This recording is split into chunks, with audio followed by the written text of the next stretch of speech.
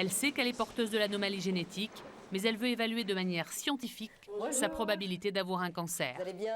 Et c'est possible. Pour cela, elle rencontre une généticienne qui a établi un arbre généalogique. Elle a recensé toutes les personnes atteintes de cancer dans la famille. Une de ses sœurs a eu un cancer, sa mère a eu un cancer, sa grand-mère maternelle, sa tante. D'après l'arbre généalogique, on a déjà une idée si oui ou non il y a une hérédité. Plus le cancer est survenu jeune, plus on peut penser qu'il est d'origine génétique et héréditaire. À partir de 3 cas, on suppose qu'il y a hérédité. Or, dans la famille de Véronique, 7 personnes ont eu le cancer. Le docteur Champray évoque devant Véronique la possibilité d'une ablation des ovaires et de l'utérus.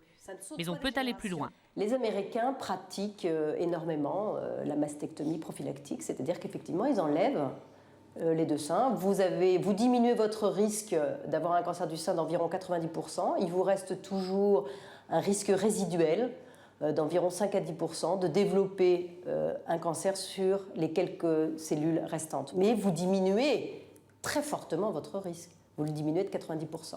En France, on nous le demande très peu. Ovaire, utérus, je veux bien, parce que pourquoi, bon, ça se voit pas. Hein. Mais alors les seins, si je développe un cancer, l'aboutissement peut être qu'on me les enlève.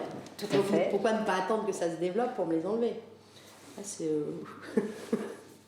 Pour l'instant, Véronique préfère s'en tenir au dépistage classique. La mammographie est en effet aujourd'hui la méthode la plus précise de dépistage du cancer du sein. Mais cette technique permet-elle vraiment de tout voir?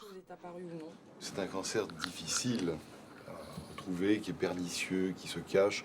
On pourrait comparer ça au jeu des 7 erreurs, où en fait, c'est vraiment le cancer, c'est la 7e erreur, celle qu'on ne voit pas. Un cancer du sein, mais grosso modo 10 ans à apparaître cliniquement, la mammographie nous fait gagner 2 à 3 ans.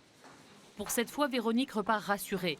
Ces examens n'ont révélé aucune anomalie, mais la menace plane toujours.